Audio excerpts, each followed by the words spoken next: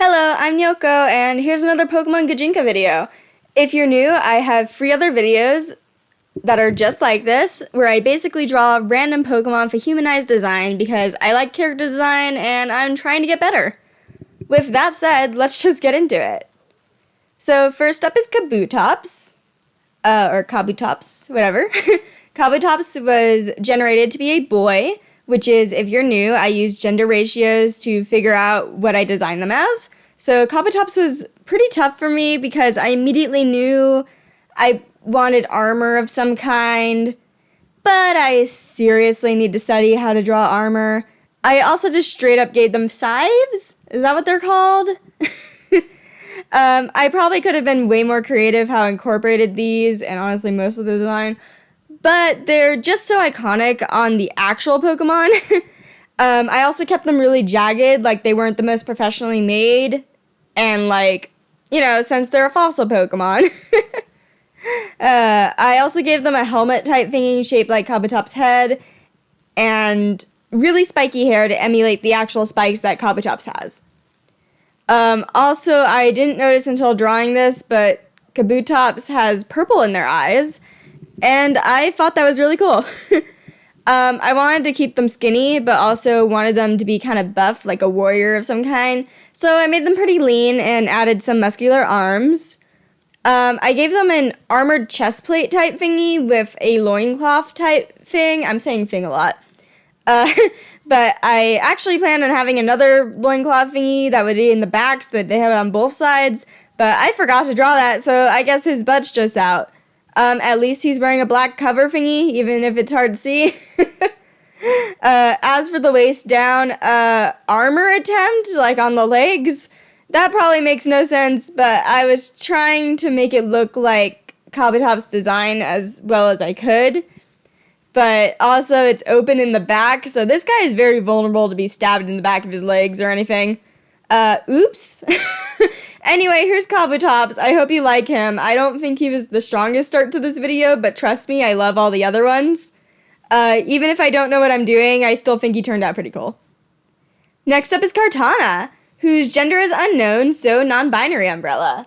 This is our first Gen 7 Pokemon on here, as well as our first Ultra Beast. So I was thinking about how I would handle the Ultra Beast situation, and I think I have an idea. I think to keep the kind of unsettling alien vibe that they have, I'm going to try to hide their actual faces and all or most of their skin. That was what I was trying to do, because I want to keep drawing human/humanoids, but I still want something off-putting. I don't know. I will admit, when I get to stuff like Pheromosa, probably going to be tempted to make a pretty face, but it will probably be a mask. I don't know. Let me know how you think about that. That being said, Cortana is pretty easy since it's already shaped like a little origami person. So I gave them a mask and some hair that I made triangular showing the shape of Cortana's head. And honestly, it reminds me of Peridot from Steven Universe.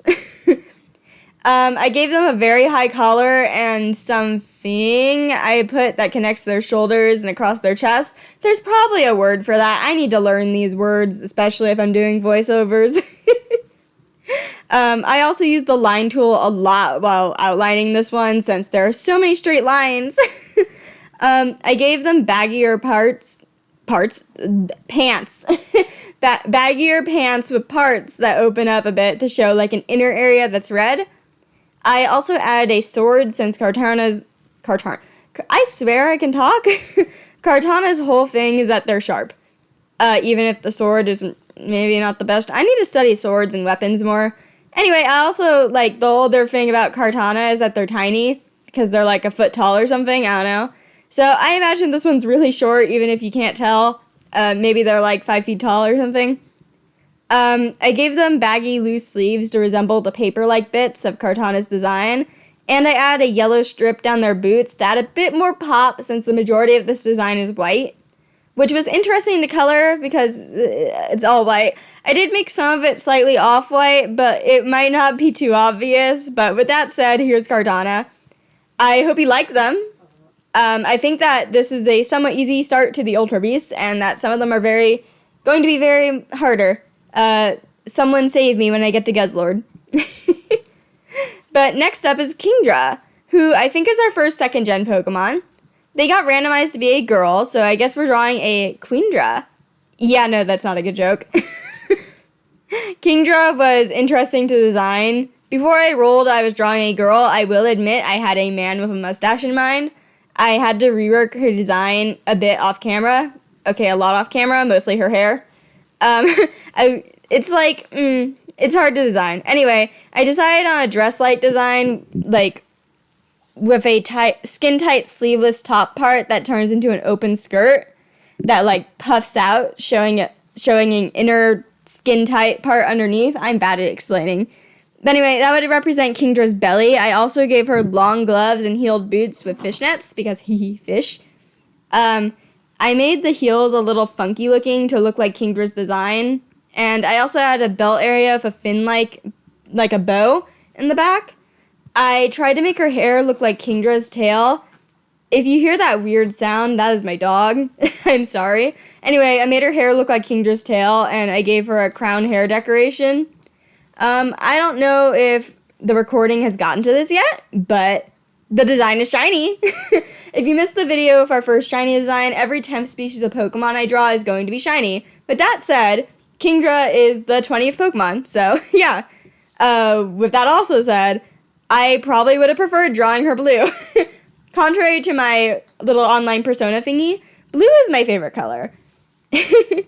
Oh yeah, towards the end I decided to add a scale design on her top to try to represent the dragon scale that you have to hold to make Seadra evolve into Kingdra.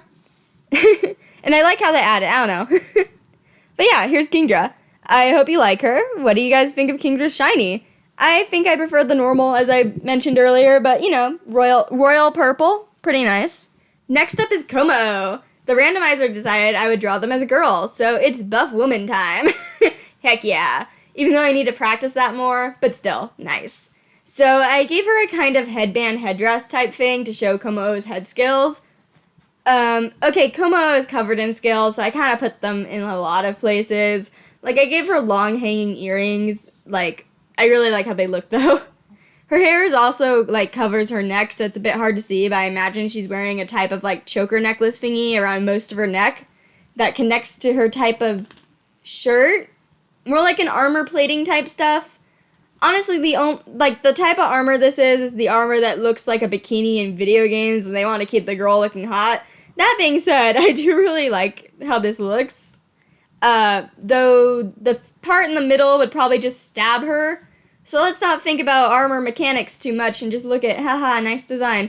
Anyway, I also gave her armbands and wrappings and some more like scale-like stuff attached. Just scales everywhere. I knew I wanted to keep her abs showing because abs.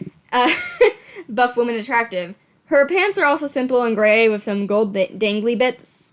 Then she has some mostly black boots with golder ends to kind of show off the little nails that are on Komo's feet.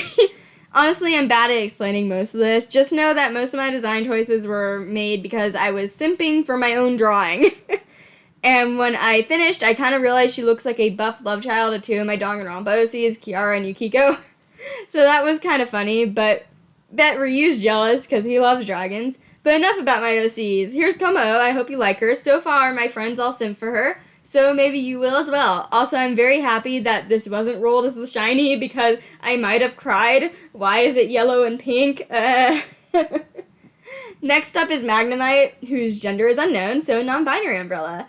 And I'm going to say right now that they are baby, and I love them. I decided I'd allowed myself to make, like, a few object-type steel Pokemon. Like, okay, I don't know where this is cutting in, but I was just really bad at talking just now. So basically, for the more object-type steel Pokemon, I decided to make them maybe cyborgy or robot-y or android-y. If I wanted to do so, like, in general, you know. So I decided to draw a little robot kid. So the design is really simple. I still love them, and honestly, Magnemite doesn't give much to work with in general. So I made it so that their hair covers one eye, and that way I could show Magnemite's single giant eye. In sketches, I played with making them a straight-up, like, Cyclops, but this was less creepy. I also added a screw just coming out of their head Though I did give them a turtleneck, which also kind of looks like a screw, so maybe I didn't have to do that, but oh well. The other two screws on their cheeks are adorable to me, though.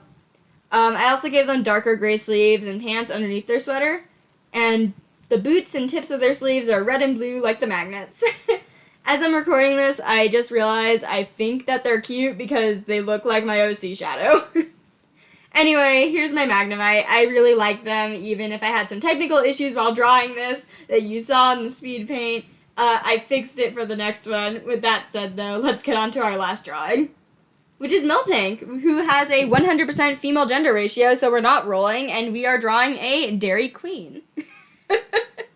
Okay, so the first thing I think of when I think of Miltank, besides the whole Whitney, that fight is horrible, anyway, is the gimmick of the milk drink and Moo Moo Milk in general, so I decided to go with a kind of cowgirl-themed diner uniform. Cowgirl as in moo, not yeehaw. Anyway, I allowed myself to give her a headband with horns and, and cow ears, as well as a tail, which we'll say is attached to maybe the inner part of her super puffy skirt. I tried to make a little more stylized diner uniform, but, fluffy. I also couldn't resist giving her a cowbell, which I attached to a cute frilly choker. I also gave her an apron and cute stockings and stuff like that. And I believe I gave her Mary Jane's or something similar to that. I don't really know what shoes are called. I also made sure to make her hair stylized in a way that way I could show the marking on Miltank's head. So she has little bangs in part that are, you can see it. I hope you can see it. I made sure to make her have a bigger chest because, well, you know why. Also, I will admit, before drawing this, YouTube randomly recommended me a video, and it was Fergie's old song, MILF Money, that I forgot existed. And I had the phrase MILF shake stuck in my head while drawing this. That song, I swear, Anyway, here's Miltank. I hope you like her. I think she's pretty cute. Who was your favorite in this video? Let me know in the comments.